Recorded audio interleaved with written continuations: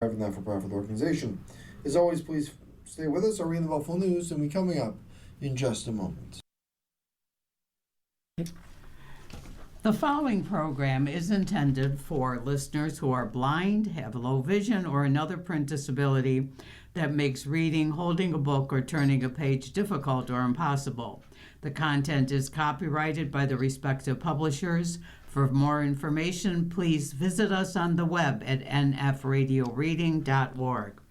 And your Niagara Frontier Radio Reading Service now presents a reading of articles and features from the Buffalo News for Thursday, August 20th. Your readers this morning are Ruth Nowotniak and Pat Lamont, and let's see what the weather holds for us for the rest of the week. Sunshine and a few clouds, pleasant and less humid today, a high of 78. Mainly clear tonight, a low of 57. Sunshine and a few clouds tomorrow, a high of 82. Saturday, a thunderstorm in the afternoon, gusty winds, and small hail can accompany any thunderstorm. So it looks like we might have some rain, but it's been such a beautiful, beautiful couple months. We need rain. On the national extremes, the high was in Stigler, Oklahoma, 108. The low was in Stanley, Idaho, 34. Our sunrise was at 6:27 this morning, and sunset was at 8:10 p.m. And our weather trivia. In what year were hurricanes first named? In 1953. You know, it just doesn't seem that long ago, but but it was. All right, let's see what our news has in store for us today. New U.S. strategy with Iran seems to be hands-off. For weeks, President Trump has tried willing positive developments with Iran into existence without much success. This week, he seemed to adopt a new approach. Trump told top administration envoys to halt their conversations with Iran, according to a U.S. official. Additionally, White House officials have recently communicated to political allies that they are shifting their strategy, going from hammer Iran ASAP to strangle them over time, according to a source familiar with the matter. And instead of claiming talks were proceeding well and that a new deal was just around the corner, Trump announced there was no diplomacy underway. Traffic through the Strait of Hormuz remains at a trickle, and ships transiting the key waterway continue to come under fire from Iranian projectiles. Yet frustrated at deadlocked attempts to reopen the channel and facing intensifying questions about the toll the unpopular war has taken on the U.S. military, Trump is signaling he is ready to put the conflict at arm's length.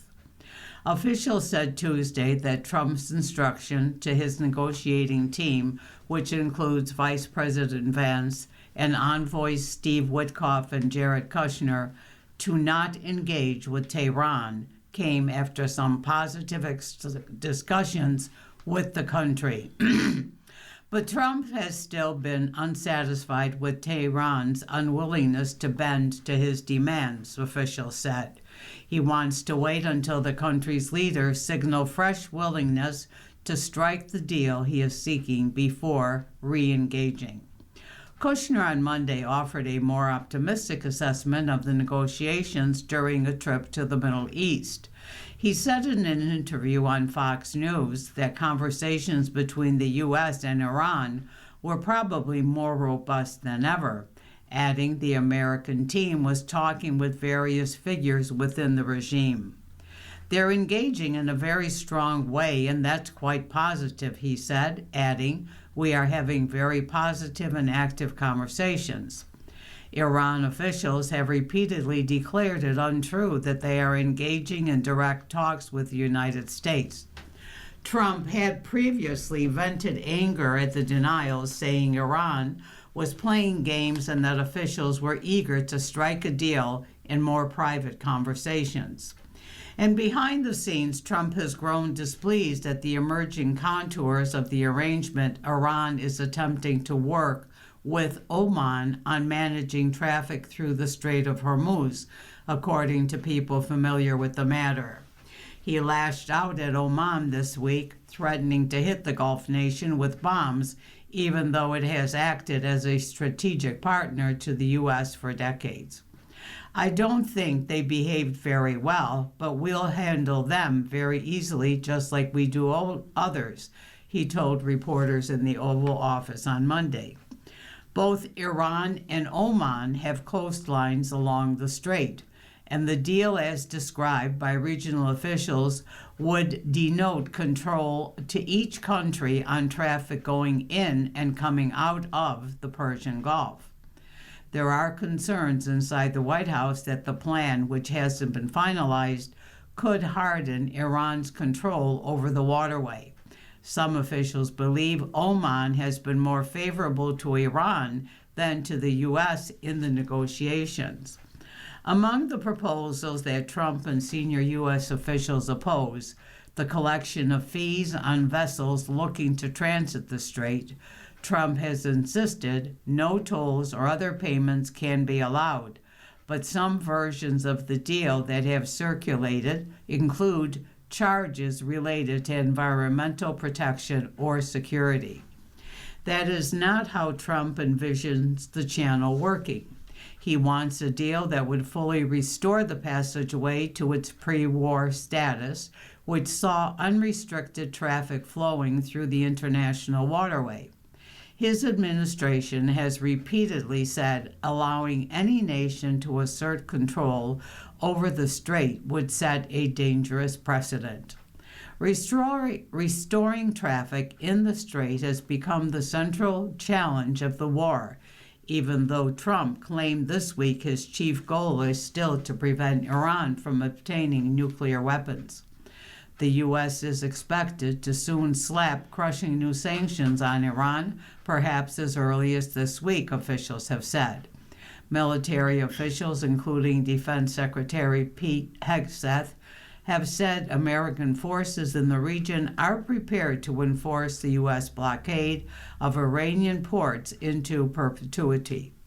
Trump and his team believe the economic pressure on Iran will eventually cause the regime to accept his conditions for ending the war. But Iranian officials similarly view Trump as under political pressure to withdraw, leading to the standoff. Military pressure has also built on Trump to negotiate an exit to the war. Historically, deployments of U.S. military assets in the region, including of the USS Abraham Lincoln, have drawn scrutiny for the toll they're taking on the ships and the sailors aboard them. And Trump has acknowledged that stockpiles of the most advanced munitions are not where he'd like them to be after 6 months of war. But so far he has resisted increasing calls from Republicans to find an off-ramp to the war, insisting he feels no time crunch. In a social media update Tuesday, Trump posted a map of the strait underneath the words U.S. territory. Colombia enters a new era with cocaine crackdown. This article is from Bloomberg News. In a clearing in the fiercely contested jungles of southern Colombia, former members of a feared militia are waiting to learn whether President Espriella will let them build civilian lives or force them back on the run. The 86 men and 13 women are the only fighters to demobilize under the previous government's 4-year Total Peace Initiative, an effort to persuade members of Colombia's cocaine-funded armed groups, estimated to be 29,000, to lay down their weapons. They are still living in a cluster of low-slung buildings where they were promised 6 months of job training, medical treatment, and other support before going home to begin new lives. Espriella and the Trump administration have dismissed the peace process as a sham, and the new president is now dismantling the approach of his leftist predecessor, Gustavo Petro, leaving the former militants in limbo. Since taking office August 7th, Espriella has begun what could become Colombia's biggest offensive against illegal armed groups in more than a decade. In its first days in office, the new government ordered operations against at least 3 illegal armed groups. In a raid near the Venezuelan border on August 10th, the armed forces said they killed 2 alleged members of the ELN guerrilla group force. Days later, the rebels struck back with a drone attack in the same region, killing at least 1 soldier and injuring others. Investors, meanwhile, are trying to gauge whether Espriella's crackdown is good news for the oil industry and other sectors held back by the conflict, and how much support Colombia can expect from the U.S. government. The government was cash-strapped even before the nation's strongest earthquake in half a century caused an estimated $10 billion of damage this month. Espriella's narrow victory raises doubts about how far he can pursue his agenda. Almost half of voters backed his rival, who wanted to continue peace negotiations, and resistance to the crackdown could also make it harder for the president to advance his pro-business reforms. The criminal groups operating in rural Colombia are flush with cash from record cocaine production, increasingly adept at drone warfare, and capable of striking through sleeper cells in major cities. Meanwhile, Colombia's army lost much of its senior leadership during Petro's administration, while fraying international alliances cut access to equipment, training, and intelligence. That leaves Espriella trying to rebuild the military even as he deploys it against illegal groups that spent years boosting their capacities. Many formed out of the remnants of the FARC, a guerrilla group that spent a half-century fighting the government and signed a peace agreement a decade ago. The security situation faced by the new government is deplorable, said former General Meaja, who was head of the nation's armed forces from 2017 to 18. They're going to have to do the equivalent of fixing the plane while it's in the air. It's unclear what will happen to the ex-fighters at the camp in Putumayo, Colombia's second biggest cocaine-producing province, or whether they'll be branded as insurgents once home. Since his election, Espriella has said he will bring the full weight of the law against criminals without specifically addressing the fate of those who recently agreed to disarm. A spokesperson for the president didn't respond to a request for comment. The prospect of an intense military campaign stirs memories of the nation's violent recent past, when the armed forces suffered several hundred combat deaths every year and thousands of civilians were displaced. The active groups have already pulled back to mountain and jungle strongholds to prepare for Espriella's offensive, according to one of the military who asked not to be identified. But if the military can weaken the criminal groups, there's potential for a peace dividend from the return of investors who were scared away by soaring rates of extortion and kidnapping. Diego Gomez, a 75-year-old cattle rancher in Putumayo, says he expects the country to endure intense fighting during Espriella's crackdown, but supported him because he believes he will ultimately make the country safer and more prosperous. He said many ranchers have been paying extortion for years. At the Ex-Fighters Rehabilitation Center, residents take classes, play soccer, and lift weights at the site of a former coca farm. The former militants are trying to stay optimistic that they'll get the help they were promised, cash payments as well as funds to help start a business, buy a home, or go to school. Some recently wrote a letter to the new president begging him to hold up the state's end of the bargain. Kujaya Boy served in Colombia's military before he dropped out to work on farms, then joined the Comandos de la Frontera 3 years ago to earn more money. He carried a Remington rifle, which he turned over to the state in June, hoping that at the end of the year he'd be allowed to go home. He said he never fired his weapon at the military, but did skirmish with other illegal groups fighting for control of territory. Another ex-combatant at the camp, Tatiana Parra, 20, said she left school at 13 and as a teen worked picking coca leaves, the raw material for cocaine, before joining the Commandos to support her 2 kids, earning 2 million pesos, $646 a month. It allowed her to pay for her older son's school, uniforms, and supplies. She had hoped to be in her hometown by Christmas with a plan to open up a barber shop with her husband, who also decided to leave life as a combatant. We're waiting to see if they throw us out, Parra said. The plan was that the president would help us. You are listening to a reading of today's Buffalo News on the Niagara Frontier Radio Reading Service. The time is 15 minutes after the hour, and we will go to our editorial. Waste management. For years, environmentalists have been making the point that recycling, as it is practiced in New York and throughout the U.S., simply isn't working. A recent audit from the New York State Comptroller Thomas DiNapoli's office demonstrates that this dysfunction extends to government oversight. The audit examined whether recycling activity throughout the state was being adequately overseen by the New York Department of Environmental Conservation, which is responsible for monitoring inspection and enforcement actions. Apparently, that oversight is severely hampered by a lack of data.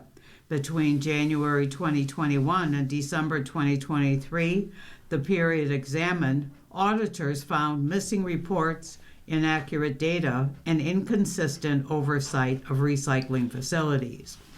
Without this information, it's impossible to know how effective New York's recycling efforts are. In an accompanying statement, DiNapoli said, "Reliable recycling data is essential to understanding how much waste is being diverted from landfills and incinerators through recycling. If recycling data is incomplete or inaccurate, the state can't effectively evaluate whether recycling efforts are working or track their impact on reducing waste and its environmental impact." The DEC has estimated that solid waste accounts for about 12% of New York's greenhouse gas emissions. But the controller audit notes that, given inadequate reporting and record keeping, that number is likely higher. Without doubt, the process of keeping track of the state's hundreds of recyclables handling and recovery facilities is no easy feat, and that's not only the only issue with how and whether New Yorkers recycle. A SUNY College of Environmental Science and Forestry study estimates that 97% of New York homes have access to recycling. The state only has a recycling rate of around 15%. The study, produced by the School Center for Sustainable Materials Management in partnership with Resource Recycling Systems, identified extended producer responsibility, in which manufacturers start to take more responsibility for the life cycle of the packaging they produce. Legislation to help forward that approach, the Packaging Reduction and Recycling Infrastructure Act, has come close to passing in Albany. The holdup has been in the Assembly, where although there are enough sponsors alone to pass it, it has not been brought to a vote. Powerful business lobbies have been identified as the reason. Globally, nationally, and state by state, single-use plastics have accumulated to the point where they have evolved into an environmental crisis. They can last for hundreds of years and are responsible for nearly half of all human-made marine waste. According to the Organization for Economic Cooperation and Development, 91% of single-use plastics are not recycled. Indeed, many recycling centers won't accept them. Unlike glass, paper, and metal, plastics comprise so many chemicals and additives that most of the different types can't be recycled together, making it cheaper to create new plastic. Eventually, plastic trash degrades into microplastics, tiny particles that have known toxic effects on marine wildlife and even make their way into human drinking water. The health impacts on humans are under study, but effects as serious as neurodegenerative diseases are among the possible consequences. New York's packaging reduction legislation would also phase out chemicals such as PFAS, the forever chemicals being found at high levels in local waterways, and prohibits chemical recycling from being considered a recycling strategy.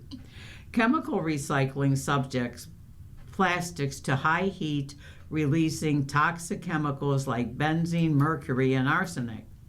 Yes, New York should improve its monitoring of the state's recycling efforts and make sure that facilities are doing what they are claiming to do with materials that can be successfully recycled.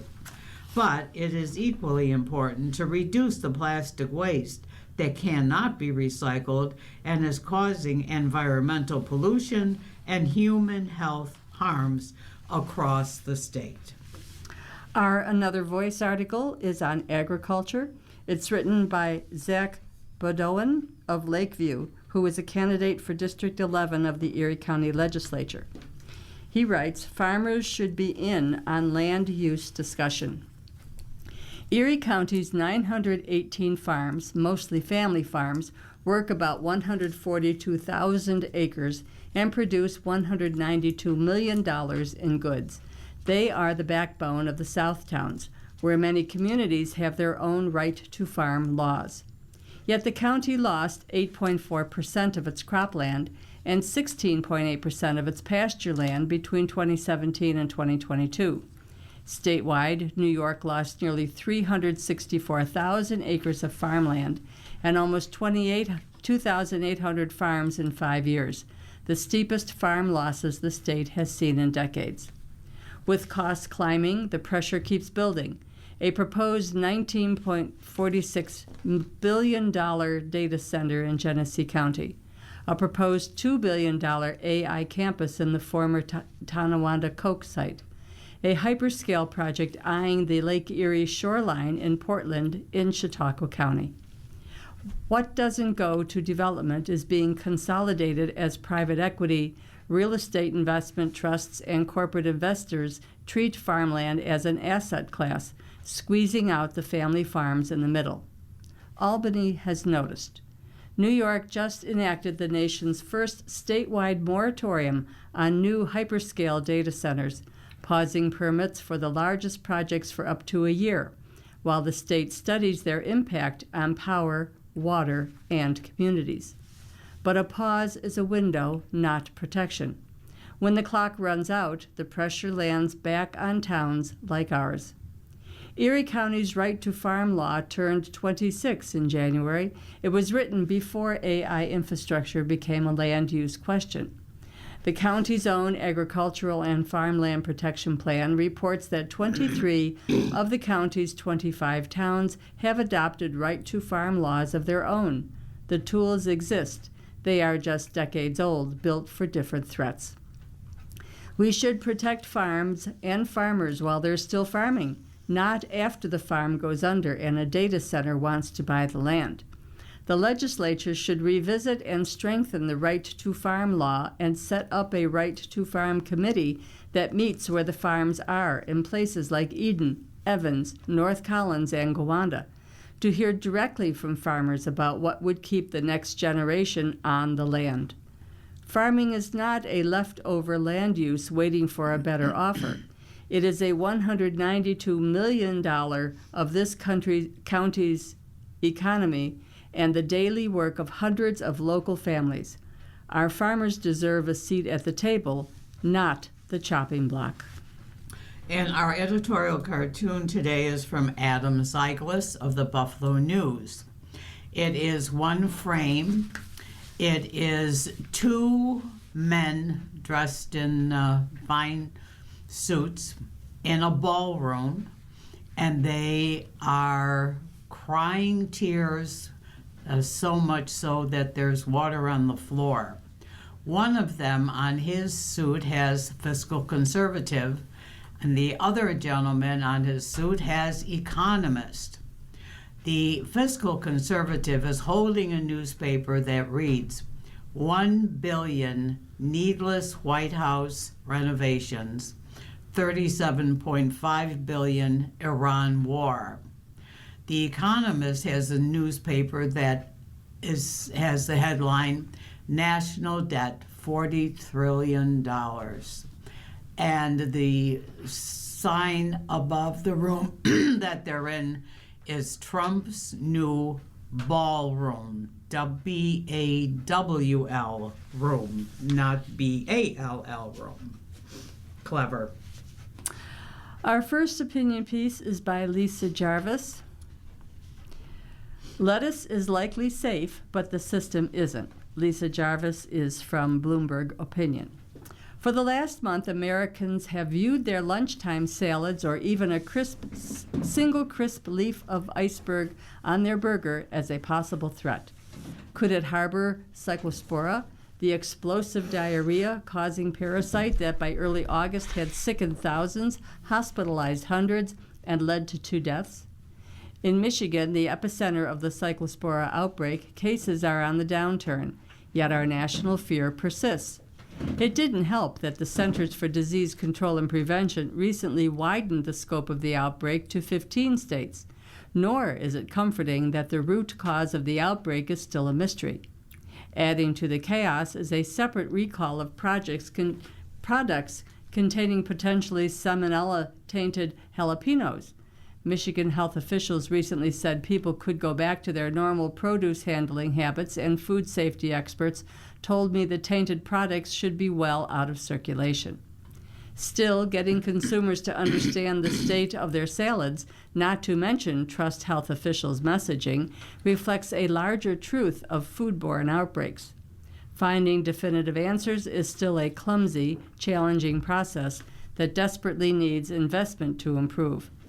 It also underscores the need to squeeze as much information as possible out of this latest situation so that public health officials and regulatory authorities can do better next time.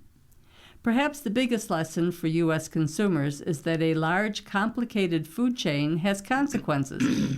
The prime suspect in the Cyclospora outbreak is iceberg lettuce from a grower in Mexico that supplies Taylor Farms, one of the largest distributors of fresh-cut produce in North America.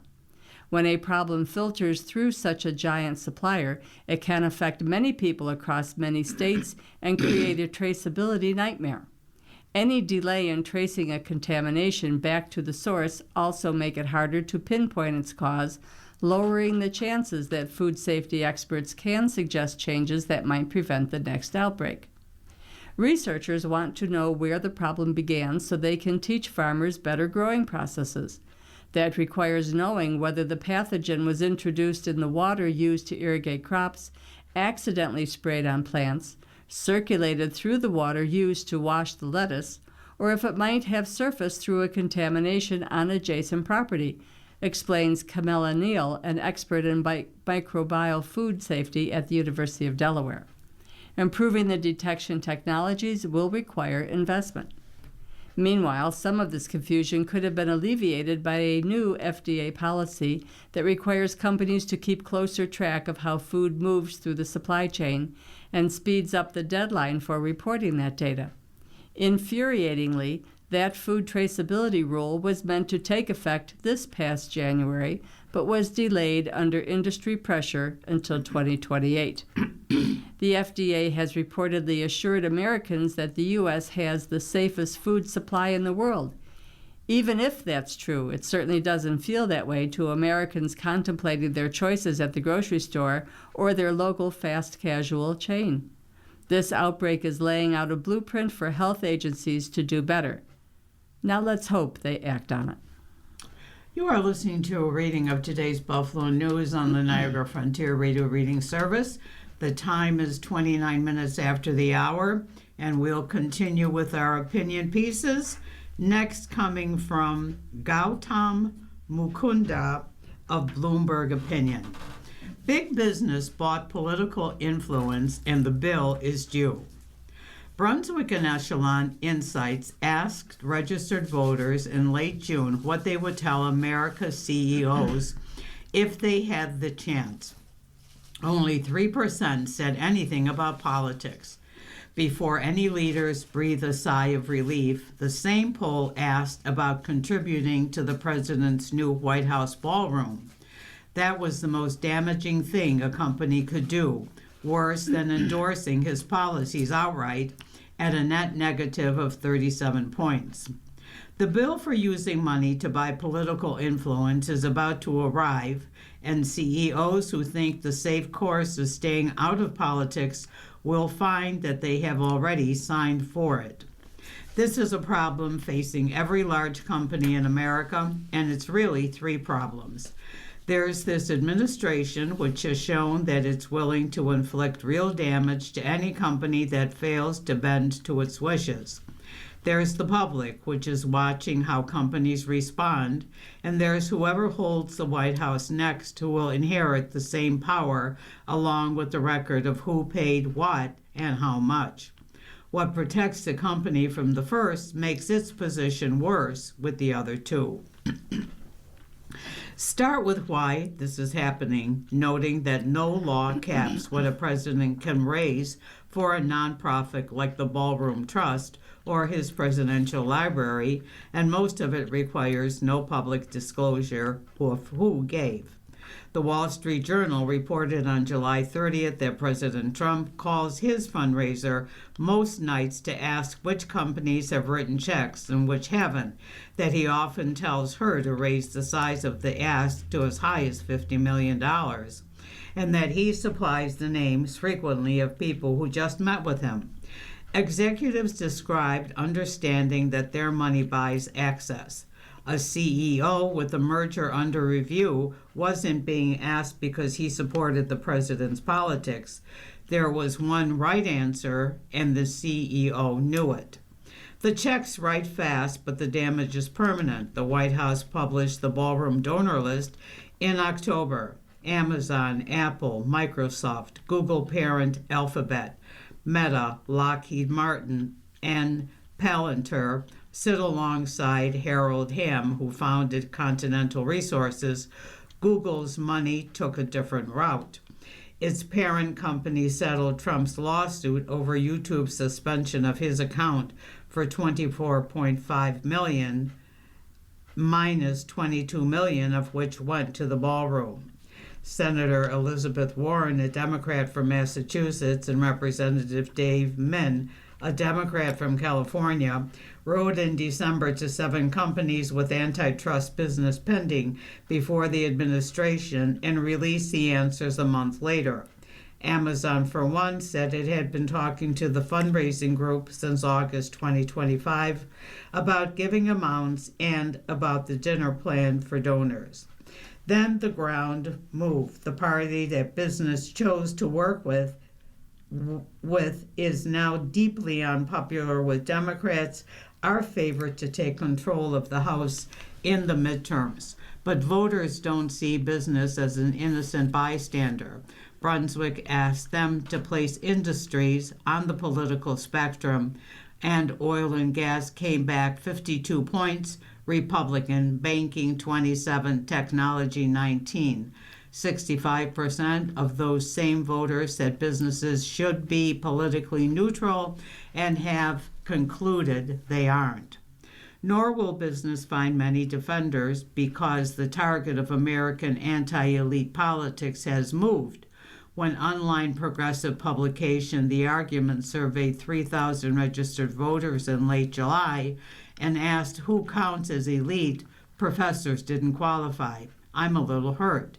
Neither did journalists. Billionaires did, overwhelmingly, along with celebrities and to a lesser extent elected officials and business executives. When Gallup asked Americans which institutions they have confidence in, big business beat only Congress and TV news. The third problem is the one companies have thought about the least. The power that has made this administration worth paying does not stay with it. In Trump versus Slaughter, the Supreme Court held that the president may remove the commissioners of independent agencies at will, overruling a precedent that had stood since 1935. The Federal Trade Commission administers roughly 80 statutes reaching nearly every part of the economy, and it now answers to the White House, as do the SEC, the FCC, and National Labor Relations Board. Justice Neil Gorsuch was more specific. A company might fend off a single FCC investigation, he said, but then asked whether a business out of favor with the party in control of the White House could also survive an FTC rule outlawing one of its long-standing practices, and an in-house OSHA proceeding and a prosecutor under a crime the SEC had just announced. And he was writing in support of the ruling, "What this president can do for you, the next can do to you," which is why the quiet option is worse than it looks. Saying nothing buys nothing. The record is public and Congress already has the letters. What might work is making it clear that the experience was so bad that business is willing to give up its ability to buy favors in the future. Any company can say it halted the process.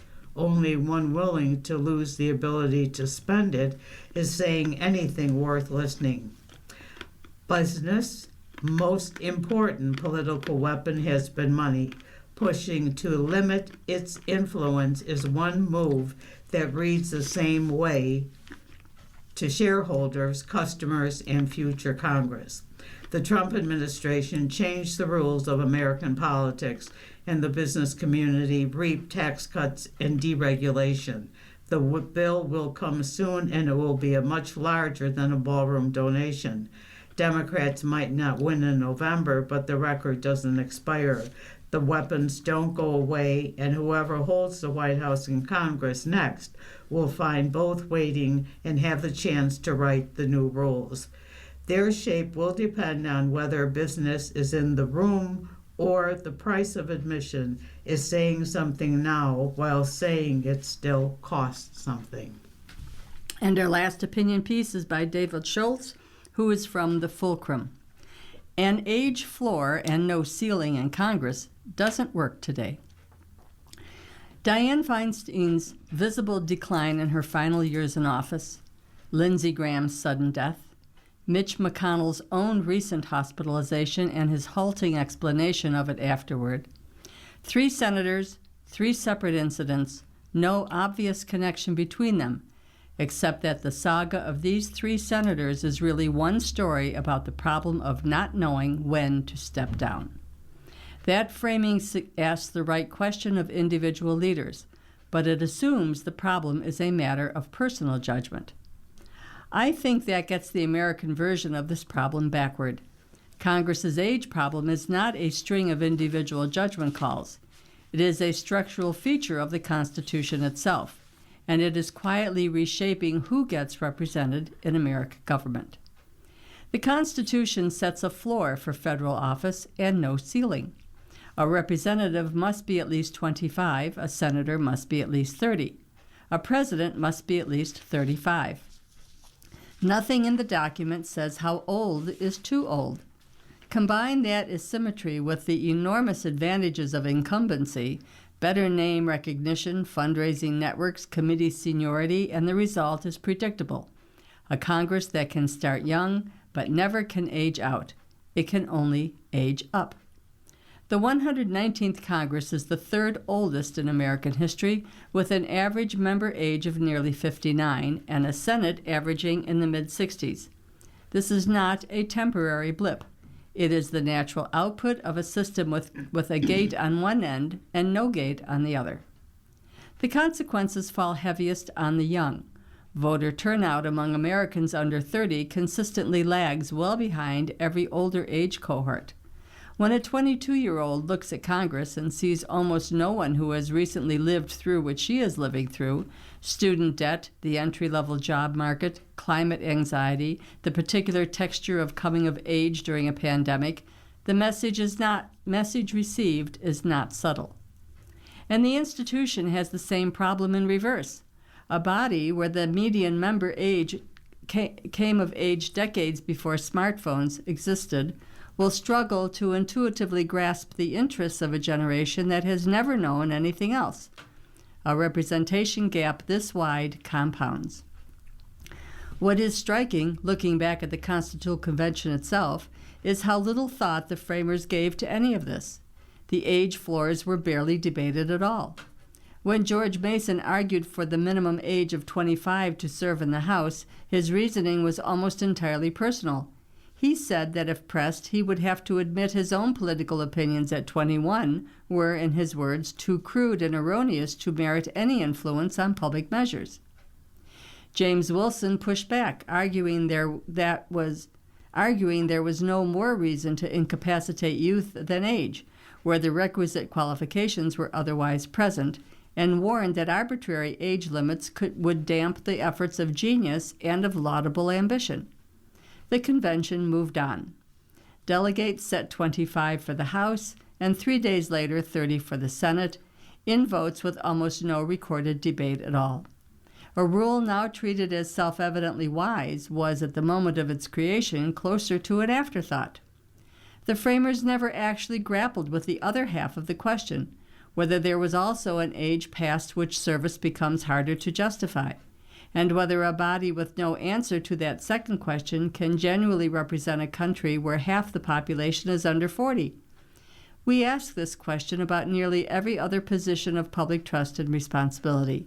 We do not ask it about the two chambers that write the laws governing all of us. I would reframe the debate around a constitutional amendment, eliminate the minimum age requirements for the House, Senate, and Presidency, and replace them with a maximum. I do not offer this expecting it to pass any time soon. Amending the Constitution is deliberately difficult, and it should be. I offer it because the exercise of taking the idea seriously forces a question American politics keeps avoiding. What age range should actually govern the people who govern us? Considered as a design question, rather than left to the individual art of knowing when to step down. The framers left that question open by accident. It is long past time we asked it on purpose. U.S. will pause tariffs on goods from Canada. President Trump announced late Tuesday he was putting a 3-day pause on new 50% tariffs set to go into effect on Canadian goods at midnight, saying the two countries had reached a deal. An hour later, Canadian Prime Minister Mark Carney said in a statement that substantial progress has been made, although there is important work still be done. Trump said in his post on Truth Social that he paused the tariffs based on the fact that Canada and the U.S., subject to the finalization of documents, have a deal. Trump and Carney spoke Tuesday afternoon, their second conversation this week, and their negotiators have been involved in weeks of talks. U.S. Trade Representative Jamie Greer's office said that the deal will include comprehensive market access for all American goods, economic security commitments, digital trade alignment, and other provisions. In a proclamation on the White House website, Trump said that he had received Canada's commitment to address U.S. concerns related to duties on dairy products, alcoholic beverages, and motor vehicles. The U.S. officials provided no further details, and the Canadian government did not confirm any contents of an agreement. Trade experts and industry officials said earlier that the new tariffs could lead to job losses and business closures in vulnerable sectors in Canada, including lumber, wine, and dairy. They also warned the dispute could complicate broader USMCA negotiations. On Monday, the Canadian officials met for nearly 2 hours with Greer and Commerce Secretary Howard Lutnick. Greer had repeatedly cited Canada's tariffs that followed initial U.S. tariffs, the Canadian Dairy Supply Management System, and some provinces' refusal to stock U.S. liquor, among other grievances. In a statement late Tuesday, the Distilled Spirits Council of the U.S. applauded Trump's announcement and called for a negotiated solution that gets American spirits back on retail shelves in all Canadian provinces and returns the spirits sector to zero-for-zero tariff framework. The sides also have discussed cutting U.S. Section 232 tariffs on Canadian vehicles from 15 to 25%, with further reductions based on the amount of U.S. content in each vehicle. A major point of contention was how tariff deductions based on content should be calculated, with Washington demanding that only U.S. produced content be counted. Canada pushed for all North American content, including Canadian and Mexican parts, to be counted, sources said earlier. Ruth? Vaccine cuts melanoma. This is from Reuters. Moderna and Merck said Wednesday that a personalized mRNA cancer vaccine reduced the risk of recurrence and spread of melanoma in a late-stage trial, a major success in the new field of cancer treatment that sent Moderna's shares surging. The companies tested the vaccine together with Merck's immunotherapy drug Keytruda, a widely used melanoma treatment. Thousands of patients who had surgery to remove high-risk melanoma tumors could benefit as soon as next year if regulators approve the vaccine, Moderna President Stephen Hoge said.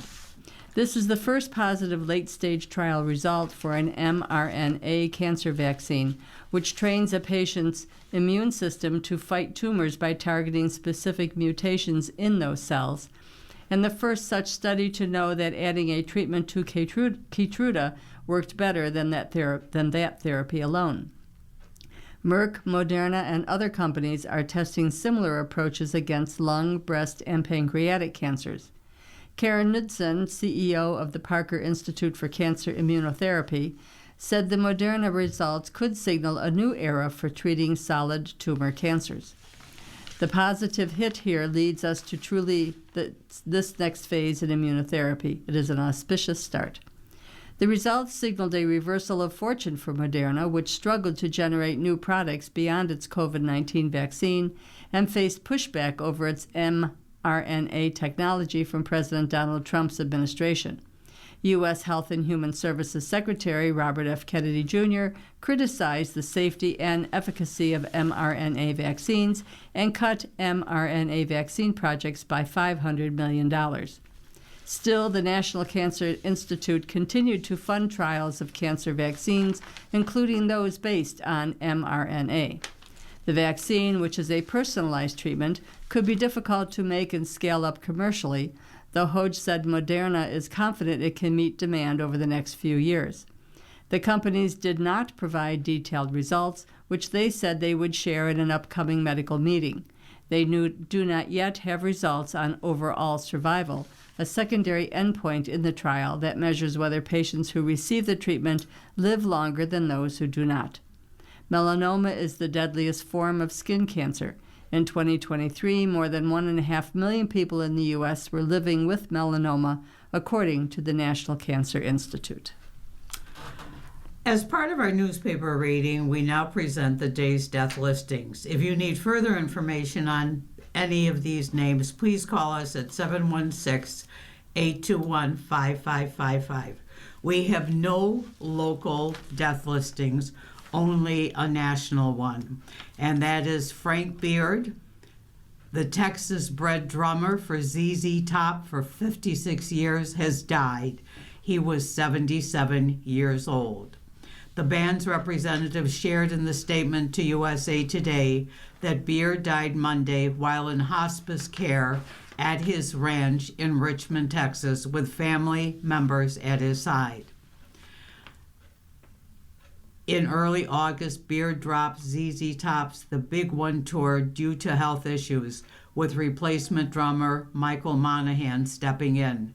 In 2025, Beard also had to temporarily step away from the road for an undisclosed medical problem, reportedly involving his foot and ankle. Now, once again, if you need further information, please call us at 716-821-5555. 5555.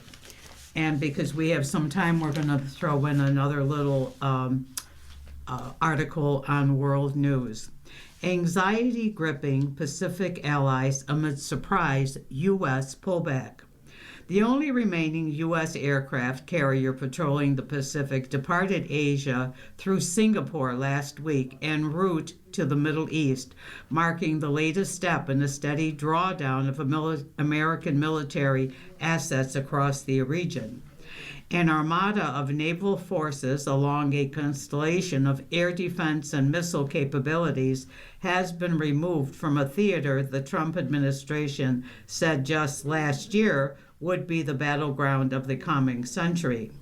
And now President Trump's surprise decision this week to curtail military exercises with South Korea has further fueled anxiety across Asia, where Washington's closest allies fear violent consequences from a vacuum of American power. Trump said his decision to withdraw U.S. participation from the annual military drills was de-escalatory, claiming they would needlessly provoke North Korea's dictator Kim Jong-un, with whom he has recently been in touch. He also blamed Seoul for his decision to not take part in this war with Iran. I said, "Would you like to give us a little hand?" He said, "No thanks." And I said, "Wait a minute. We have 39,000 soldiers over here guarding you from Kim Jong-un, your next door neighbor, and you're not going to help us? That's strange. We can't go around and protect all of these countries, especially when they're not there to help us." South Korea's president responded to Trump's last-minute decision to pull back from drills with a degree of alarm. "From now on, we must prepare measures with even the worst-case scenario in mind," he said, on the premise that the Middle East situation may be prolonged. It was the latest jolt to South Korea's confidence in an alliance that has formed a cornerstone of Washington's defense strategy in Asia since the end of World War II.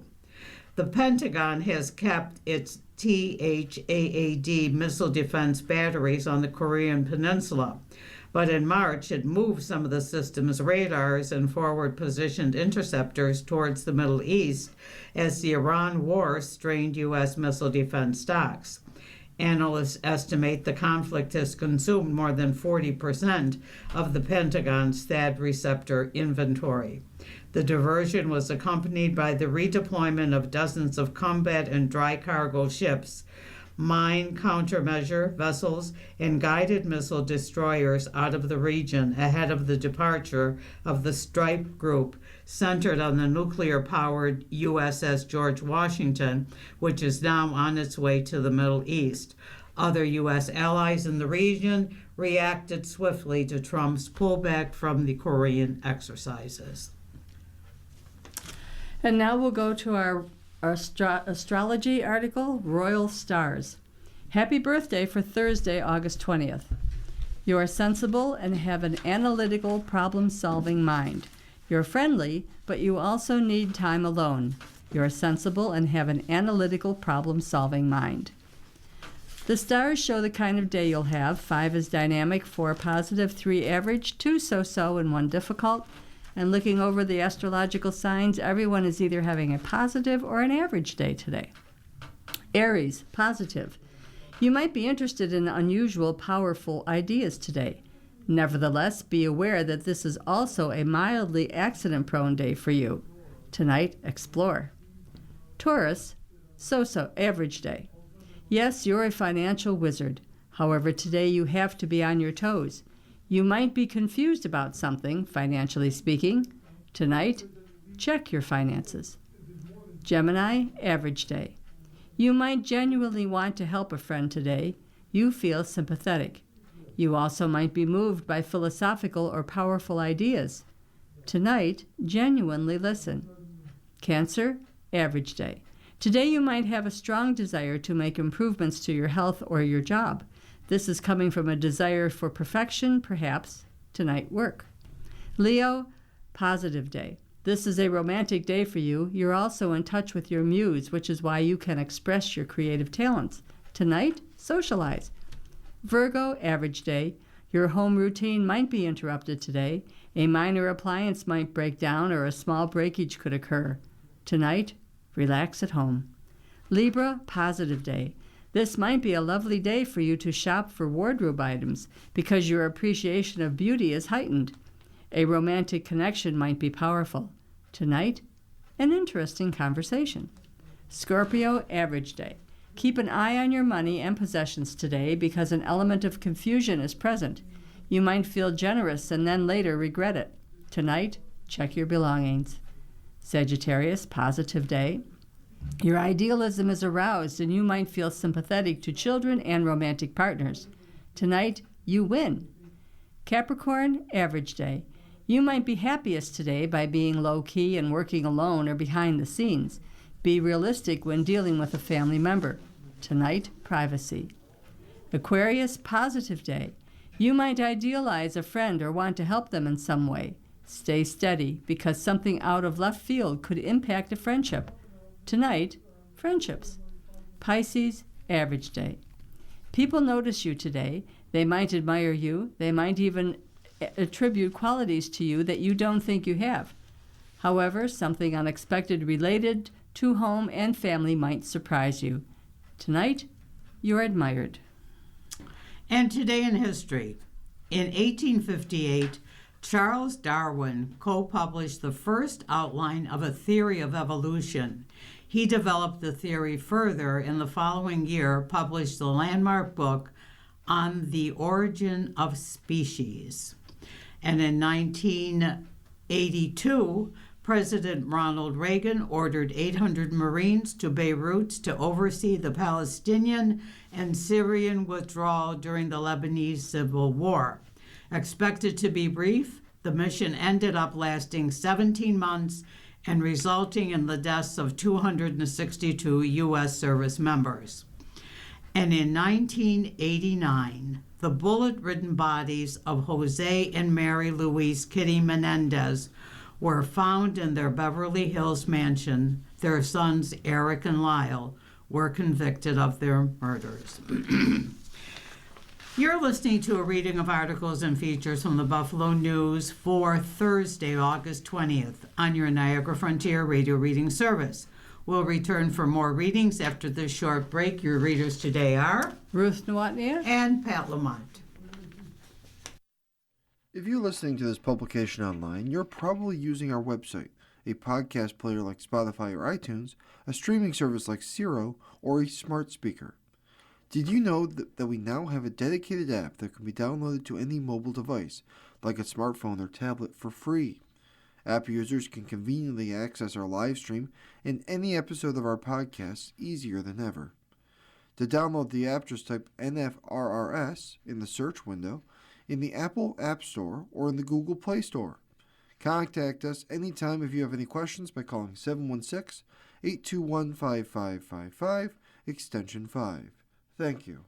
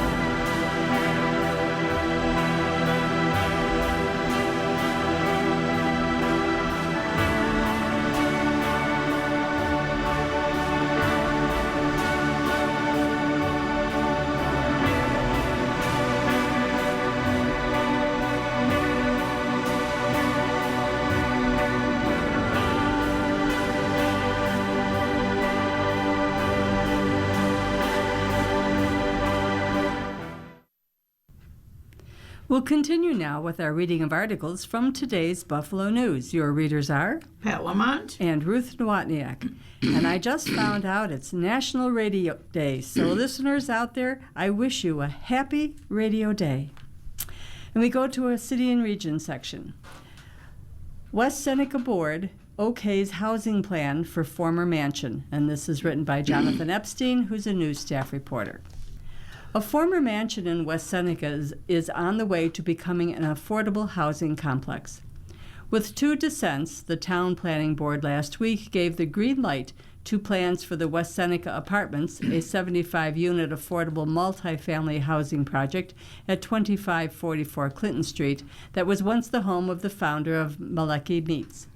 But the project will take a different form than originally envisioned, and it has a new out-of-town developer running the project, one that is gaining increasing visibility in Western New York.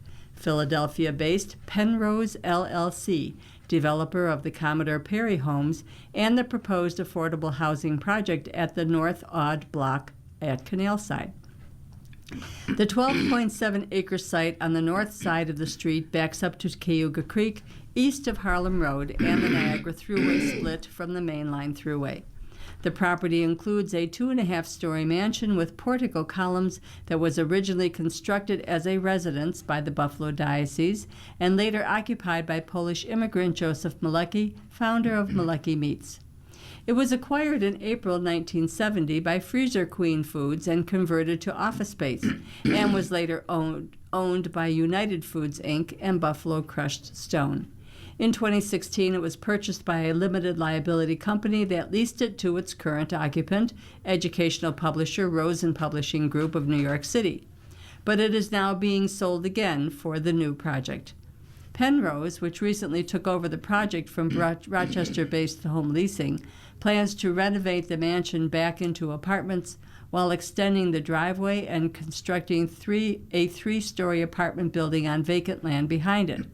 2 barns and existing parking areas would be demolished, while a stone wall along Clinton would be retained.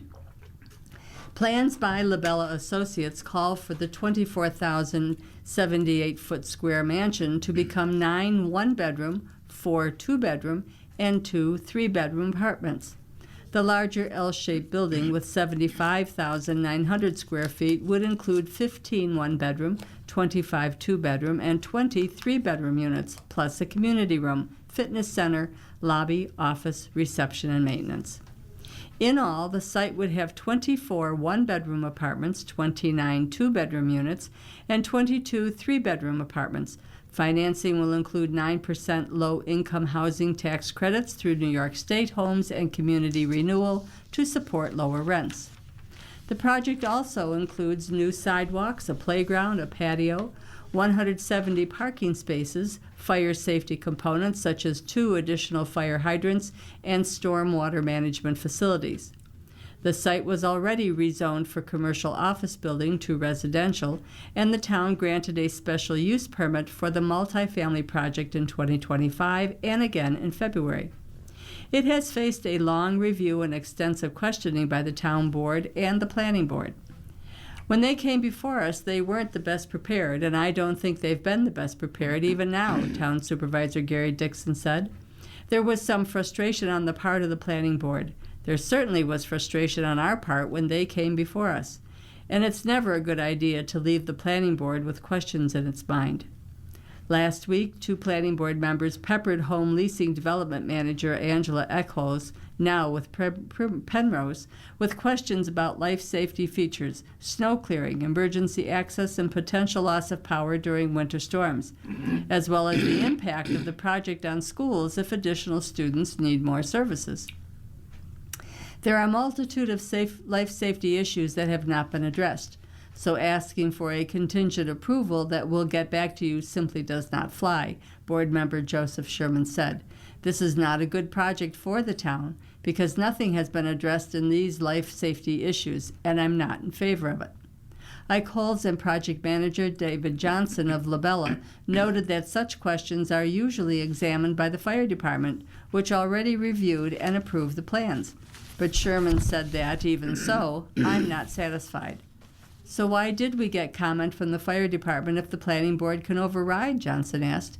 The board seems to be showing some bias. I don't have bias. I just have some questions that I'd like answered, Sherman said. I guess I'm not satisfied with the answers I've been getting from you folks. Home Leasing's original proposal called for buying the property, renovating the mansion into 13 units, plus administrative offices, and then constructing 8 more townhome buildings behind it along a curved driveway and a loop extension. 6 townhome buildings would have contained 9 units each, while the other 2 would have had 4 each, for a total of 62. But the company changed directions to the current plan in May to reduce the project's footprint and impact on the site, even as Home Leasing was already altering its own future. Home Leasing is selling 33 of its projects in New York, Pennsylvania, and Maryland, representing the vast majority of its portfolio, to Penrose subsidiary Contour Housing Partners, along with all employees. Supportive homes offer freedom and independence. There's a picture of a girl sitting in her bedroom in her Kenmore home, an individualized residential alternative run by the ARC. Kathy Bora has been moving around a lot. She moved to Florida from Orchard Park. Then she moved back after her mother died. She stayed with her sister until 2 years ago when she moved to Kenmore. She hopes to staying put for a while. Bora lives in an individualized residential alternative, one of the 25 such homes run by the ARC, a nonprofit that supports people with disabilities throughout Western New York. The IRA serves 177 people from group homes with around-the-clock medical care to apartments for those who need less oversight. The sites can accommodate from 4 to 12 people, and at least 2 vehicles are available for daily transportation. The sites are not nursing homes, but residents have access to nurses, care coordinators, dietitians, physical and occupational therapists, and physical and occupational therapists. Some of the sites are barrier-free for those with higher medical needs. Ranch-style houses are equipped with accessible bathrooms, wider walkways, and customized kitchen counters. For Bora, her home is a godsend. She spends most of her time with her roommates, Hazel Robinson and Mary Gerald, who she considers as sisters. They cook together, go out for ice cream, and play endless rounds of bingo. Gerald's 1,000-piece unicorn jigsaw puzzle is underway on the dining table. Bora's stereo, previously owned by her mother, plays Beach Boys and Elvis Presley throughout the apartment. She also bowls in a local league and is hoping to get work as in a daycare nearby. I'll stay around here and keep myself busy, she said. It's all great. The IRAs are a way to move people away from institutional living and into a home community, says Douglas D. Jezere, the ARC's chief executive officer.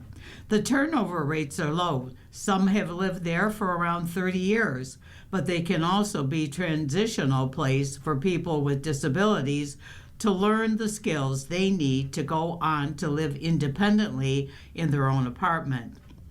It's in the continuum of the surface, Jezere said. It sits in the middle there and allows for all of these things to happen. The beds bring in about $20 million in revenue annually, but the amount is exhausted by the end of the year on maintenance and staffing costs, according to the ARC's chief operating officer, Michelle Cordero. We do pretty much zero out of that budget every year, she said. The demand for these residences are high, with approximately 1,364 people on a waiting list. Over the years, what we've been doing this is always been the most expensive program to operate because you're caring for people 27 for 365, De Gesserit said. Cordero, whose sister lives in an IRA says that what it provides is invaluable. You have peace of mind that the person is cared for, that they are going to have meals, that somebody is going to be there to help them with their activities of daily living, that they're not going to be taken advantage of in the community, that they're going to have socialization, so there's no social isolation. The IRA was Robinson's home for the past 10 years and Gerald's for the past 14. Robinson had had an overnight stay as a trial before she officially moved in and liked it immediately. I liked knowing that I wasn't going to be by myself, she said. Allison Sanders, a woman with cerebral palsy who resides in a barrier-free environment, considers the staff her family. She had lived on her own for a while but had no homemade service and spent months in a nursing home where she couldn't go nowhere. Sanders now attends day rehabilitation services, sells art at the ARC's events, and advocates for her fellow residents at the ARC staff orientations. I'm glad to do it for people who don't have a voice, Sanders said. Now, the person who wrote this was Mayalyn Lai, who is a Buffalo News intern funded by the New York and Michigan Solutions Journalism Collaborative. She is reporting on the experiences of caregivers and the loved ones they support in West New York. That is a wonderful, wonderful program. I wish them well. Seeping groundwater could mean landfills are leaking near Niagara Falls Park, experts say. This is written by Mackenzie Schumann, who's a news staff reporter. Every spring, a rusty orange material bubbles up from the ground at Griffin Park in Niagara Falls, leaving stains along the boat launch and Little Niagara River shoreline. For more than 2 decades, the State Department of Environmental Conservation has said testing shows the material is harmless and the rusty staining is caused by iron oxidizing bacteria that are in the area's iron-rich soil. But while the state insists the materials are not a cause for concern, recent tests of the seeping water also show the presence of other materials that could indicate something more serious. The possibility that buried waste dumps beneath and next to the city park could be leaking. Independent experts who reviewed the state's data said that while the water testing data from Griffin Park doesn't show any immediate health threats, it contains enough red flags to warrant further investigation. The water seeping from the ground at Niagara Falls Griffin Park contains a combination of chemicals that could indicate a leaking landfill. Those chemicals include unusually high amounts of sodium, chloride, ammonia, and PFAS, or forever chemicals, the DEC's test results show. Their presence at such high levels is a strong indicator of landfill leachate, the experts said. As water trickles through a dump or landfill, it mixes with certain contaminants and carries them along the way. The resulting polluted liquid is referred to as landfill leachate. Griffin Park is bordered to the east by the 102nd Street landfill and to the north across Buffalo Avenue and the LaSalle Expressway by Love Canal. The park, originally a wetland, also sits on a former municipal dump. The DEC's test results do not prove that any of the former dumps surrounding the park are leaking, but the seepage and the test results should prompt the state to investigate further. In response to Buffalo News' question about the seeps and whether the tests indicated the material was landfill leachate, the DEC emailed a statement to the News, noting that the DEC has thoroughly investigated the orange seeps at Griffin Park, and there is no connection to Love Canal or the 102nd Street landfill. For more than 2 decades, the New York State Department of Environmental Conservation has responded to public inquiries and complaints of discoloration at Griffin Park in the city of Niagara Falls, the agency statement said. Recent examples from June 2026 confirm that there are no contamination of concern to public health or the environment. The DEC remains committed to keeping the community informed about sampling results associated with the property and is coordinating with local officials on distribution of this information to local residents.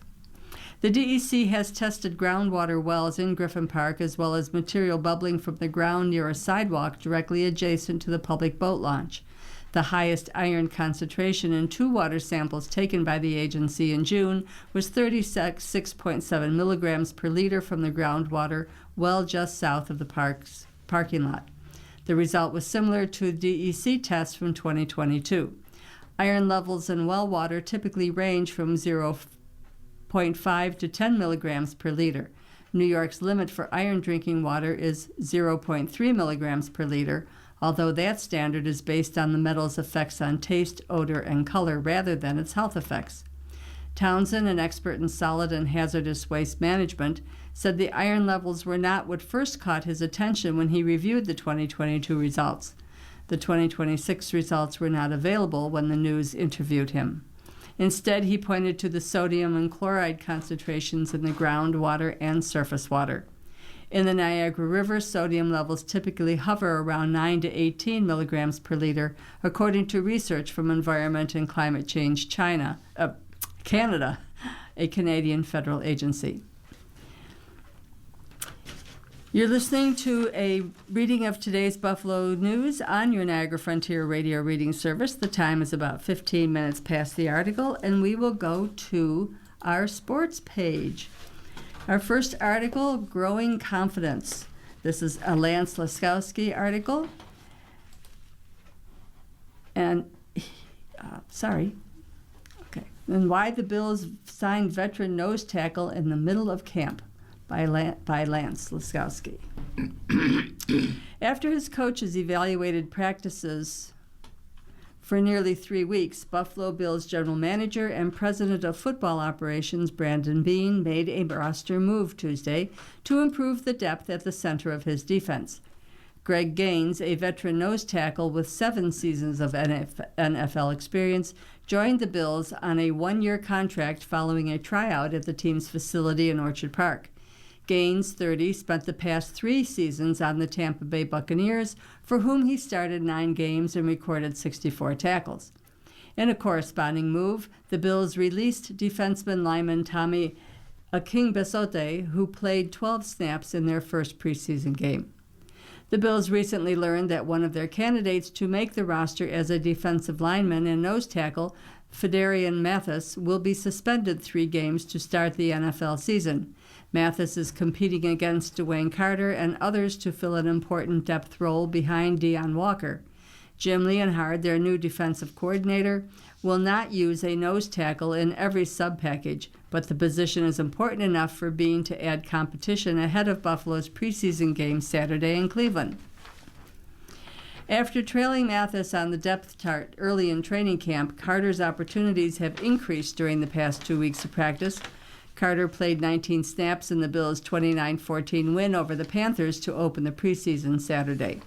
Mathis, whose suspension for an alcohol-related incident that occurred prior to his time in Buffalo, got on the field for just 7 snaps. Mathis, a second-round draft pick from the Commanders in 22, joined the Bills' practice squad last September and played 120 snaps in 6 regular season games for Sean McDermott's defense. Gaines' best season was 2021 when he totaled career highs in tackles at 55, quarterback hurries 34, snaps played 1,000, and sacks 4.5, while starting 17 games for the eventual Super Bowl champion Rams. The 369 snaps Gaines played last season in Tampa Bay were his fewest since 2020. He was starting in place of the Buccaneers' Kalijah Kancey early in the season, but Gaines suffered a pectoral injury that impacted his playing time.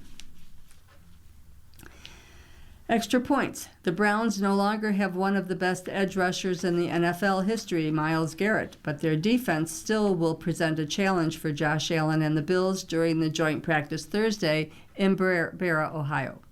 Jared Verse, a young edge rusher acquired by the Bills in the Garrett trade, is among the players to watch on the Browns' defense.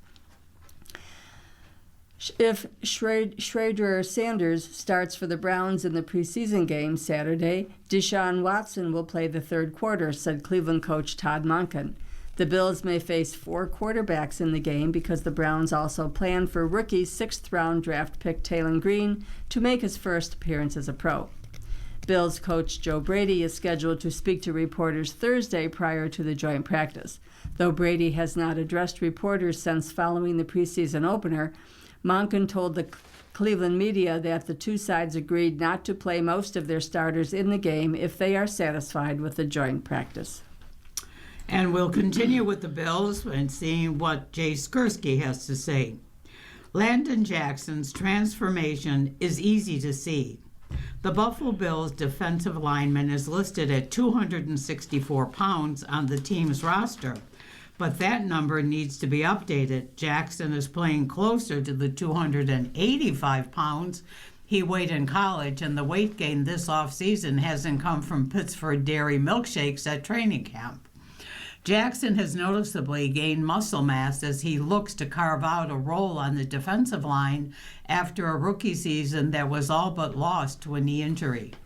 Throughout this preseason, my biggest thing was just stacking days. Had a good OTAs, a good offseason, he said after the Bills opened practice Tuesday at Highmark Stadium. Just trying to take it a day at a time and not look too ahead into the future. Think about the now. His approach is paying off. Jackson lined up with the starters during Saturday's preseason opener at the Carolina Panthers. He played 21 snaps and finished with 3 tackles, including one for a loss in the win. It was a great opportunity on Saturday. I feel like I did some things really well, some things I'd like to clean up, but overall it was a successful day for not just myself, but for the whole defense. I feel like we can just grow from there, continue to stack days throughout this camp. Jackson has played all over the Bills' defensive line in the spring and during training camp, from nose tackle to 9-technique defensive end. That speaks not only to his versatility, but that of new defensive coordinator Jim Leonhardt's scheme. The Bills are determined to keep opposing offenses guessing as much as possible, and a big part of it is being unpredictable in regards to where players line up. Jackson would not have been able to play straight up against the center or guard at his previous playing weight. It's been great. It helps with confidence being out there. Last year, a lot of times I felt like I could only work finesse moves because I didn't have the power to really run through somebody's face. I feel like I've got that now, and I feel like that open up a lot of my finesse rushes as well. That's been major for me. Confidence is exactly what Leonhardt has noticed in Jackson's performance thus far. I think you'd see the confidence growing. In the off-season was a little bit limited to start coming off the injury, and obviously new scheme, new position. When he came back to camp, you just saw him own it, like this is what I am, this is who I am, and he's continuing to grow, Leonhardt said. He wanted to see Jackson with the rest of the defensive starters as part of his evaluation process. It's safe to assume that Ed Oliver and Deon Walker have the inside track on 2 of the starting jobs up front in the 3-4 scheme. But the other spot looks to be fairly open competition. Jackson is squarely in the mix, as is TJ Sanders, a fellow 2025 draft pick, who was chosen in the 2nd round, while Jackson went in the 3rd. Getting an opportunity with the starters is a reflection of the work Jackson has put in since undergoing knee surgery to repair a fully torn MCL and PCL in his right knee suffered in November during Week 10 game against Miami. That ended a rookie season that started with Jackson as healthy inactive. He was just finding his way into the defensive line rotation when he was hurt. That's the number one thing with Landon, is just playing with confidence and trusting his ability and trusting the physicality he has, Leonhardt said. To this point in training camp, Jackson has done that. He said Tuesday, though, that he's determined not to get too high or too low as he progresses to start off the season. A new defense means a clean slate for new players and those who are returning. So what happened previously really doesn't matter. That's the biggest thing, Jackson said. New coaches, new players. You get a fresh start to define who you are for this year. Last year doesn't matter. For guys who are even older, their previous seasons don't matter. What matters is right now. Just put the ball down and do what you were meant to do. And from the Major League Baseball, Alejandro Kirk produced 3 hits, a home run, and 3 RBIs, and Jose Serrano threw 5.5 solid innings on Tuesday to help the Toronto Blue Jays earn a 10-5 victory over the Tampa Bay Rays in St. Petersburg, Florida. Kazuma Okamoto and Josh Smith also homered, while George Springer and Ernie Clement both finished with 3 hits for the Blue Jays, whose 17 hits were their second most in a game this season. Nick Martinez started for Tampa Bay and allowed 6 runs on 9 hits in 3.5 innings. Tampa Bay collected 13 hits, with 2 apiece coming from Chandler Simpson, Camarero, Diaz, and Valade. Fernando Tatis Jr. homered twice, and Robbie Ray tossed 6 solid innings before the visiting San Diego Padres, who beat the New York Mets 5-2. In other Mets news, infielder Jorge Polanco will have a season-ending ankle injury, manager Andy Green confirmed on Wednesday. For Christian Yelich and David Hamilton, Jake Bauers and Luis Lara hit home runs for the most Milwaukee Brewers, who tied a franchise record for runs in a game in a 22-0 win over the Seattle Mariners. The Brewers also tied a modern-day record in MLB for the largest margin of victory in a shutout. For Seattle, the 22-run margin surpassed its previous worst defeat at 21-1 loss to Houston on September 8th of 2019. Free agent left-hander Nestor Cortes is signed with the Philadelphia Phillies. Trey Mancini, the 2021 American League Comeback Player of the Year after beating cancer, announced his retirement Tuesday. He played for the Los Angeles Angels this season before being designated for assignment on June 17th. In the American League East, Tampa Bay is first. In Central, Chicago is first, and West, Houston is first. In the National League East, Atlanta is first, Central, Milwaukee is first, and in the West, Los Angeles is first. And from around the NFL, Seahawks will sign CB Diggs. 2-time Pro Bowl cornerback Trevon Diggs is signing a 1-year deal with the Seattle Seahawks, ESPN reported on Wednesday. Financial terms were not disclosed for Diggs, who had a tryout with the team on Tuesday. Seattle also plans to sign former Detroit Lions cornerback Terrion Arnold. However, he is expected to land on the commissioner's exempt list. Diggs, who turns 28 next month, split last season between the Dallas Cowboys and Green Bay Packers. He played in the regular season finale for the Packers, in addition to logging 1 snap in the team's wild card loss to the Chicago Bears. Saints running back Alvin Kamara is expected to miss 4 to 6 weeks with a sprained MCL. Kamara, 31, went down with a knee injury during Tuesday's joint practice with the Dallas Cowboys. Initial tests confirmed he avoided a season-ending injury. New Orleans signed free agent Travis Etienne to a 4-year contract worth $12 million per season, but head coach Kellen Moore said he envisions using a deep committee of running backs. Kendre Miller and Devin Neal had been out with injuries before participating in Tuesday's scrimmage, a boost to the Saints' depth behind Etienne.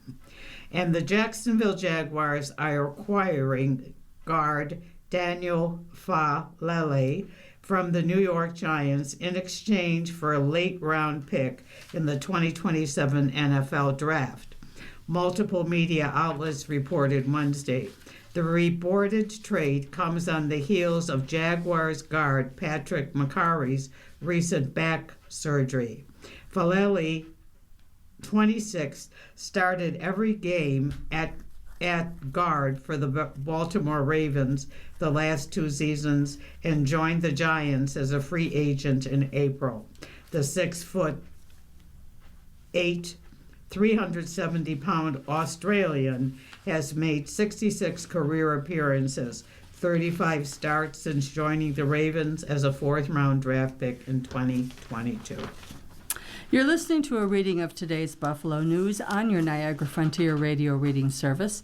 The time is approximately 29 minutes past the hour, and we will now go to Asking Eric. We'll see what help he has to say. Boy, that didn't sound right. Friends prejudice thinking leads to social isolation. Dear Eric, I have never had patience for prejudice. I grew up in a household where it simply wasn't practiced, and it wasn't until I went to college in the 1980s that I realized some people harbor dislike for others without reason. To this day, I still don't truly understand it. I am quick to distance myself from anyone who openly practices prejudice. As a result, my social circle is extremely small. Now that I am 61 and retired, I find myself with very few friends. I have frequently ghosted long-term acquaintances for using derogatory language, as I feel they aren't worth the time it takes to provide an explanation. How does one navigate these waters? Dear friend, while it isn't your job to correct people's behavior, as a friend you have the opportunity to let these people know that what they're saying isn't right and you expect more from them. If no one ever says anything to them, their prejudiced thinking could go unchallenged, and they may never afford themselves the opportunity to widen their perspective. Now, you write that you feel these acquaintances aren't worth the time to provide an explanation. So could it be that the foundation of the relationship was shaking to begin with? If you don't see them as people who merit discussion, maybe you and they weren't well matched to begin with. You might look at how you're meeting people and ask yourself if there are ways of connecting and building relationships with people whose worldview more closely aligns with your own. You could volunteer for a cause in which you believe, or join a club that focuses on one of your interests and see if friendship blooms from there. Sometimes finding our people takes a little bit of detective work. Think about what you want your social circle to look like and what kind of people you'd like to be in regular contact with, and seek them out. Next letter. Dear Eric, a close friend of 45 years has been married to an alcoholic for more than 20 years. She lives in a different state. After he lost his job and spent his days at home drinking, she stopped working so she could, quote, watch him and keep things under control. He has never acknowledged his alcoholism or sought help. He has serious health problems that doctors attribute to alcohol abuse, and he has been hospitalized several times. She no longer travels with him because he embarrasses her, and she is afraid to leave him alone for any length of time. My friend is financially secure, has no children, and is estranged from her family, likely in part because of him. Over the years, I have encouraged her to seek help, consult a lawyer, and make an exit plan for herself or for him. Recently, she told me she spoke to a lawyer and was unwilling to give up the comfortable lifestyle she had grown used to because she would have to give him half of everything. Yet, I know she lives very frugally and has told me about her substantial assets, including money her father left her that her husband cannot access. Exasperated, I finally asked her, "Are you really saying your lifestyle matters more than your sanity and the years you have left?" She hung up on me. Recently, she texted me acting like nothing happened. "What do you advise?" Signed, Reconnected. Dear Reconnected, sometimes when people struggle with alcohol dependency, they believe that they are beyond help or there's nothing that can fix their problems. This is not true. Similarly, sometimes people who are in unhealthy or even codependent relationships with people who have alcoholism believe that there is no solution and they just have to stick it out. This is also not true. Your friend would greatly benefit from going to an Al-Anon meeting or a meeting of SMART, S-M-A-R-T, recovering family. Please encourage her to look into it. You might even volunteer to go with her to a virtual meeting. She is not at fault for her husband's drinking, of course, but her thinking is part of what's keeping her captive, and it doesn't have to be this way. Her text suggests that she's looking for support, even if she's not able to accept it in the way you want her to. Instead of relitigating the discussion about her lifestyle, you might be better served by laying out the facts to her. You say you're unhappy. His behavior is dangerous. I'm concerned. I'm not going to give you an ultimatum, but I think you know that something has to change. Would you accept my help in finding a path forward? One possible path might look like talking to a financial advisor or another attorney to make a better plan. An analysis article. Did intimidation from FCC force changes at ABC? ABC is accusing President Trump's administration of employing pressure tactics that have forced the television network to make programming compromises, such as refraining from booking political candidates on its popular daytime talk show, The View, for fear of retaliation. The network and its parent company Disney sued the Federal Communications Commission on Tuesday in an effort to block the agency's unusual early review of broadcast licenses for 8 Disney-owned local TV stations. They argue that the administration is unlawfully seeking to punish the network over its broadcast content and force changes in its programming. In a Reuters interview, FCC Chair Brendan Carr denied that the agency was infringing on Disney's free speech rights or responding to Trump's dislike of specific content. The legal fight highlights the volatile relationship Trump and his administration have had with the media. Trump has repeatedly since 2024 called for the FCC to revoke the licenses of ABC stations, most recently after the network declined last month to air a primetime address he gave on election security. Disney and ABC said the demands made by the FCC during the license review process and Trump's public threats already have chilled the network's editorial decision-making. The FCC, according to the lawsuit, has waged a retaliatory campaign against ABC because the Republican president, among other grievances, disapproves of its news coverage and objects to on-air comments by its late-night host, Jimmy Kimmel. Our job is to hold broadcasters accountable to the public interest standard, Carr told Reuters, citing how the government long has granted stations free use of the airways in exchange for providing programming in the public interest. You made a deal with the American people, live up to your end of the deal. The president has obviously every right to express his view on these matters. Carr also said, adding that any decision will be based on the facts and the law and the record. Trump appointed Carr to the FCC in 2017 during his first term as president and designated him as chair last year. Policy of intimidation. The sad fact is that this policy of intimidation has already worked to a certain extent by forcing media organizations and others to cower and keep their heads down, rather than act as they normally would in accordance with their First Amendment rights, said journalism professor Gabriel Kahn of the University of South Carolina's Annenberg School of Communication and Journalism. The First Amendment of the Constitution protects against government abridgment of free speech. The administration has attacked ABC's speech, the story its journalists report, and the views its network programs air, the lawsuit stated. The FCC, created by Congress in 1934, issues licenses to local broadcast television stations, typically requiring renewal after 8 years. The licenses for 8 Disney-owned stations, including some of its most profitable ones in cities including New York, Los Angeles, Chicago, and Houston, were not due to expire until 2028 to 2031. The FCC has not conducted early license reviews like the one involving these stations in half a century. The FCC has made 600 requests for information, yielding 13,000 pages of documents, and sought data on political donations made by staff. Dire consequences.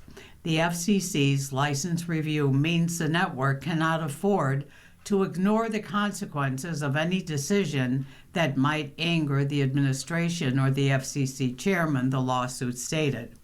For example, ABC decided not to broadcast Trump's July 16th speech, in which he revived his long-running attacks on U.S. election security. Trump, for years, has made false claims of widespread U.S. voting fraud, including in his 2020 election loss to Democrat Joe Biden. ABC instead opted to carry the speech live on its streaming service, something it said it ordinarily would not have done, as it considered the risk of resulting administration retaliation over its decision not to broadcast it live. NBC also did not broadcast Trump's speech live. Afterward, Trump called for both networks to lose their licenses. View guest. The View, a show involving a regular panel of women discussing current events and entertainment along with guest interviews, has not featured a political candidate since February, when James Tallarico, a Texas Democrat running for the Senate, appeared, according to the lawsuit. Historically, decisions about which candidates or public figures to invite as guests were made based on newsworthiness, audience interest, and scheduling alone, the lawsuit stated. The lawsuit said that in light of the FCC scrutiny, ABC must evaluate any invitation to a political candidate for its potential consequences. Trump himself has appeared multiple times as guest on The View in the past. Vice President Vance appeared as a guest in June.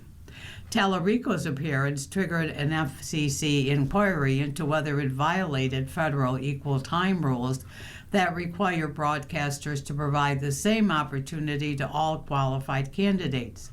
The FCC during the Biden administration in 2022 had exempted The View from the rule, deeming it a bona fide news program. The FCC asked the Disney-owned station in Houston to produce all communication between its segment producers, the executive producer, its on-air host, and the booking staff about Tallarico's appearance. The FCC also asked ABC to disclose the nature of any political donations made by its co-host and individual employees, including an itemized list going back 4 years. As a result, the network has become more circumspect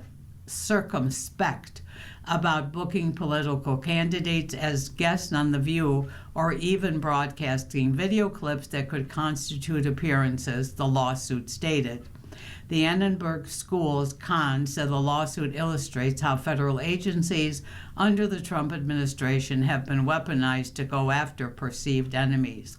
The only course that companies like Disney have is to engage in lengthy and costly litigation in the courts that are not good faith actors, Khan said.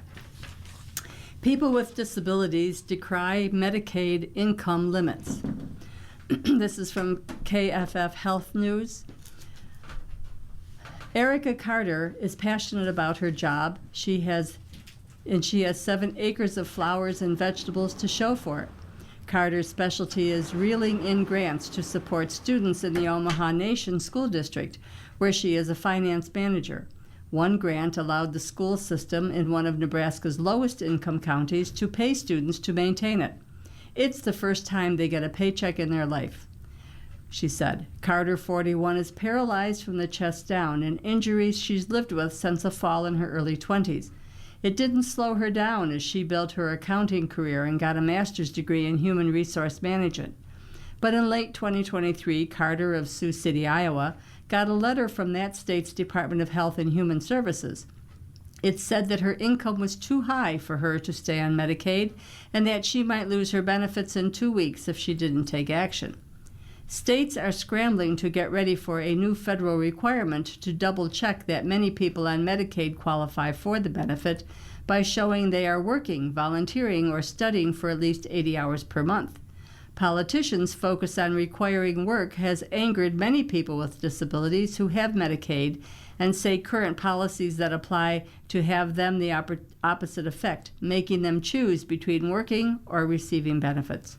When Carter got the letter, she was making $110,000 a year, well above Iowa's 2023 income limit for working people with disabilities, $36,450 for a household of one. At that time, Carter got her health coverage through Iowa's Medicaid for employed people with disabilities, a buy-in program that allows working disabled Iowans to pay part of their income to the state to maintain access to Medicaid benefits. 47 states offer Medicaid buy-in programs, but most restrict eligibility through limits on income and assets. For years, disability rights advocates have pushed state legislatures to change the limits, arguing they prevent people like Carter from accepting raises or building savings for fear of losing crucial medical benefits. Massachusetts, Minnesota, New Jersey, and Rhode Island have eliminated such limits over the past 5 years. To keep her Medicaid coverage, Carter would have had to find a job paying her far less than she was making, or she could drop her Medicaid coverage and enroll in the school district's health plan. But that plan didn't cover many of the disability-related expenses that Medicare did. Carter decided to keep her job and leave the Medicaid buy-in program. "I like getting up and going to work every day, and I really like what I do. Why would I throw that away?" she said. But Carter now spends about $35,000 a year out of pocket for expenses her old plan covered, such as the nurse who visits her 3 times a week, modifications to her car, and wheelchair repairs. "I had the motors go out on my wheelchair," she said, "so that was like $4,000 to fix." Over the next year, Carter picked up extra jobs and cashed in some of her retirement savings. "I want to pay my own way. I don't mind paying taxes. She doesn't want to hide her income either. I just want an option. I have no options now." Congress approved the option for states to create Medicaid buy-in programs in the 1990s, intending to incentivize more people with disabilities to work. Iowa was one of the first states to adopt the program. According to state data, 11,640 Iowans were participating in the buy-in program as of late January, or 1.7% of all Medicaid recipients in Iowa. The income caps have inched up since Carter got her letter. Iowa's limit, set at 250% of the federal poverty level, is $39,000 for a household of one this year. The rules also restrict recipients from accumulating too much in assets.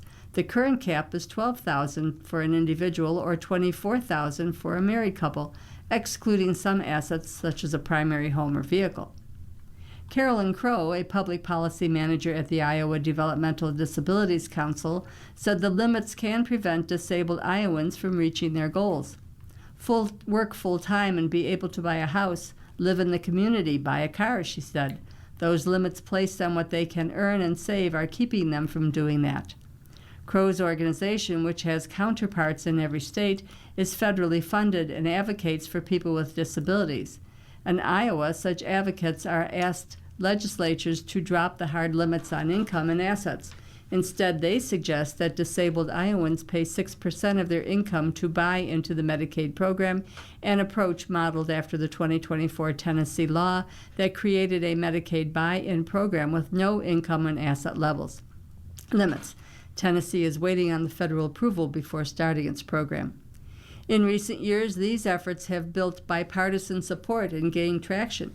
An Iowa House committee unanimously advanced a bill in 2025 to remove the income and asset caps, but the bill died after failing to move forward during this spring's legislative session.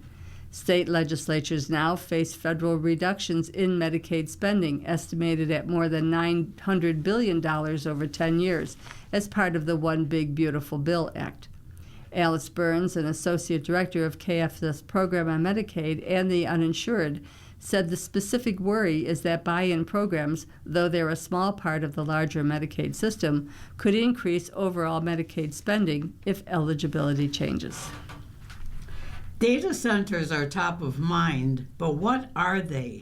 And this is written by Maria Briseno from PolitiFact. Whether on social media or in real life, you might have heard someone talk about data centers. Some welcome them, others shun them. These facilities help power everyday tasks such as streaming shows using Apple Pay, social media, or asking a chatbot questions. These activities rely on computers and networks housed in such centers. While not new, growing numbers of data centers have been built around the country in the last few years, increasing local concerns about the sites raising electric bills and depleting water sources. Some hopefuls for elected office have called for regulations, while others have boasted about the potential economic boom. President Trump wants the U.S. to have more data centers, including by leasing federally owned land.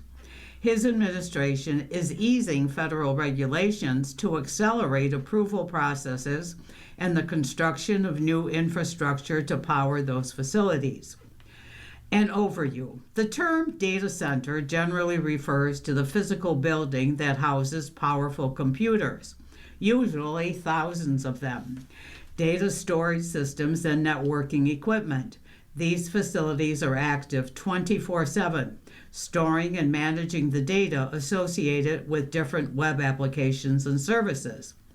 The machines stay on and stay busy, said a Virginia Tech engineering professor. The average data center is about 100,000 square feet, comparable in size to the average Walmart supercenter.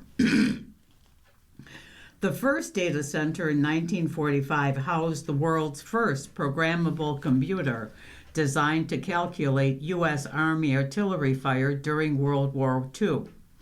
Early data centers ran databases, email, and web hosting using a modest amount of power that varied throughout the day. Today's data centers are considerably more